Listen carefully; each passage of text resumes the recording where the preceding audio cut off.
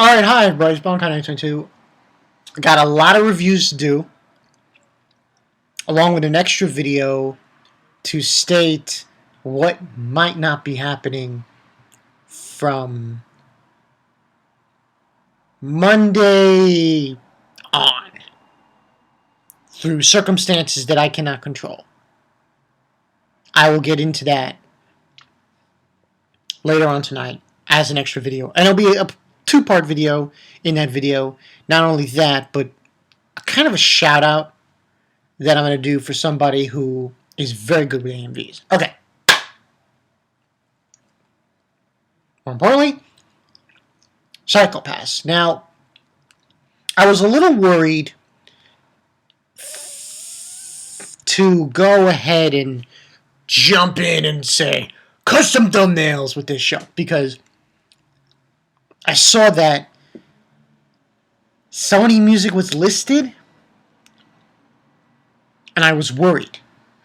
But my speculations were put to rest when I saw that everyone else has been using customized thumbnails for Cycle Pass, and they're not in trouble. So, right at the side, decided to go ahead and use customized thumbnails for this show. Now, this episode, pretty much what happened was we have Akane, detective, the new detective that we saw in the previous two episodes. She is going with Chief. That his name? Yeah. Jinoza. She's going with Jinoza and the other enforcers to investigate this crime that has transpired at this droid factory. Yeah, because we live in the future, and they got droids and stuff, robots and everything. And apparently, the victim, the person who, it was the victim's name, I believe, was Daisuke Shiohama, 27 years old. And it happened at 4 o'clock in the morning at this factory. And they're just on their way going there. And they are led to believe it was an accident. It was an accident. But, as Junoza is telling Akane, you have to come out and say that it's not an accident. They made it look like an accident. So, they're heading to the droid factory. And then that's when we get the title page, title episode, the name, Rearing Conventions. And apparently, they go to there and they're interviewing the person who's the head of the factory, and he's basically saying, that this whole factory is like dead zone, which means you cannot get a signal there. In other words, like, no communication whatsoever. You can't connect to the outside world. It's a dead zone of electronics. So, very isolated area. And pretty much they're interviewing him, and they're going over the list of people and their psychopasses, and to see how or what was the situation, and trying to figure out what caused this. So Jinoza, he basically is asking this guy, we want to go ahead and individually examine each employee's psychopaths. Of course, the guy in charge is saying no. Chief in charge of the factory is saying no, you can't do that because you'll interrupt the job, their work. So you can't do that unless you tell me, you can show me evidence that this was not an accident, that this was a murder. And apparently he can't do that. And furthermore, what happens is, I'm trying to see who it was.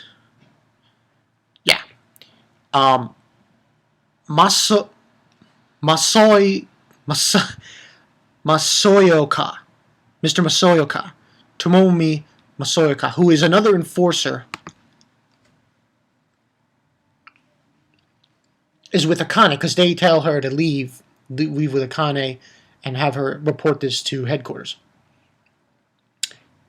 And he basically shows her that try using this gun. Try using the gun they use, which I believe is the enforcer, I think. Let me just quickly find that out because know I'm bad with these. Use the gun. And what she finds out is that the gun cannot be used for some reason. And what was found out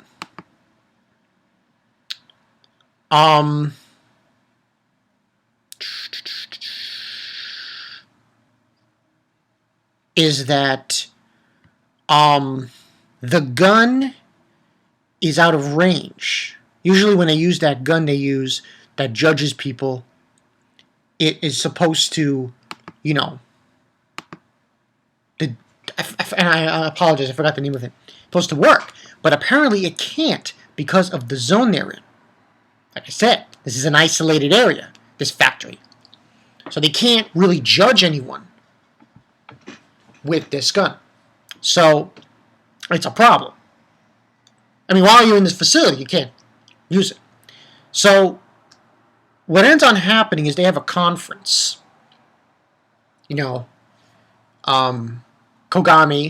the main lead, is there. Jinoza, the other enforcers, and Akane, and they're discussing what they should be doing. And what comes up from Mr. Masayoka's, what he brings up is that we should determine somehow if this guy, the one they inspect, I think his name was Yuya, from Psycho-Pass, that he is indeed, because they have a scene where, they were making fun, these workers were making fun of him and pushing him to the ground, and this world is very conflicting. Very, very, very, very like, kind of that kind of determine your life kind of world, which I found very interesting. And I find out that he's a yellow-green, his Psycho-Pass. And this idea that they have to confront him without evidence is bothering what's his face? Jinoza. So Jinoza, Akane confronts Jinoza about this and says, is there some past between you two, between you and Masoya? The other guy, the other enforcer? And he's like, and he looks at her and he says, I guess you've decided to take the route of a fool. And he walks away. So it seems like she is trying to take a lead here, Akane, and is going with the enforcers on this. And they're going to confront this person that they believe to see rather if he's guilty or not of killing the person. So what ends on happening is Akane and Kogami, they both split off from what's his face? From Kagari. This is a guy, the other enforcer with the bleachy hair, Kogari, and the woman, Kunozuka. So Kunozuka and Kogari, Murasaka, him. I apologize if I'm saying his name wrong. They're all split up. They're gonna put up an antenna on the top of the building to have a signal to go into the guns that they use, so they can, arrest this guy. So Kuragami confronts him in the bathroom. It's just saying, "Oh, how does it feel to, kill those people and everything?" And he's just fucking just verbally assaulting this guy. I'm like, holy shit. And Kane's like, "What are you doing?" It was so funny, that scene. And after he runs away, the culprit, they go try to go outside. And Kogami is telling Akane, if we go outside with no trouble whatsoever getting outside, then he's innocent. But if he disrupts us, then he's guilty. And sure enough, they go outside, heads them off. And then there's this huge battle sequence when they're fighting this guy, and they have to go downstairs because he's controlling a drone. Well, it's really crazy. The sequence of events reminded me a little bit like RoboCop, a little bit, because you have, remember that huge thing of RoboCop? Basically using like a drone to attack them with. And eventually what happens, they get to the very bottom of the floor, and the other two, like I said before, the other two enforcers show back up. They're on this motorized thing that carries the guns, and the woman, what's her face? I forgot her name already. Kunozuka, she throws a gun at Kogami and catches it, and then they start fighting him. And the vehicle they were on, her and that other guy, they pin down the other drone, because there were two drones. Forgot to mention that. Pin the other drone down. He starts fighting the culprit on the one drone, and he paralyzes him, but the other two drones are still active, and he uses the gun to destroy the two drones. Because the gun initializes that it's a threat, and you have used to use deadly force.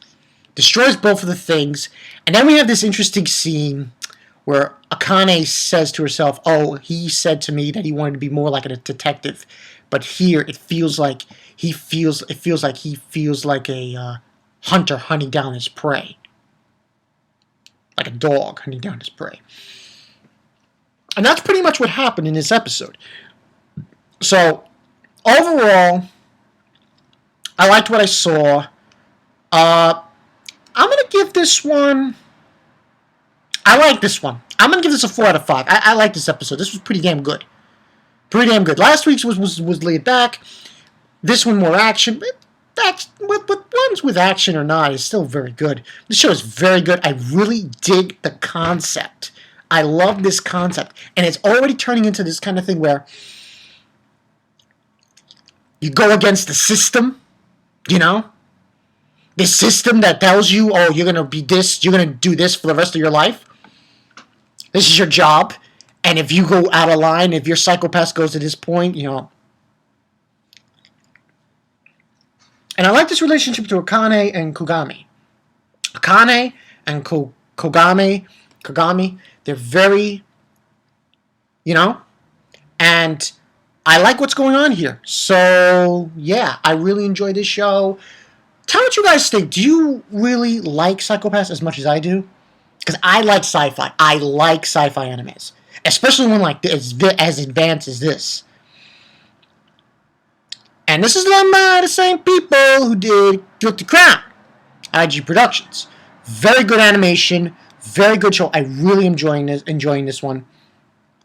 The head chief of the detective, yeah, he's trying to teach Akane a lesson, saying, "Hey, don't go this way," And I really enjoy that. So, yeah. But anyway, that's all I got for you guys. Pretty good episode. I really enjoyed it. Tell me what you guys think. Comments below. This is Bankai922. See you guys later. This is a good fucking show.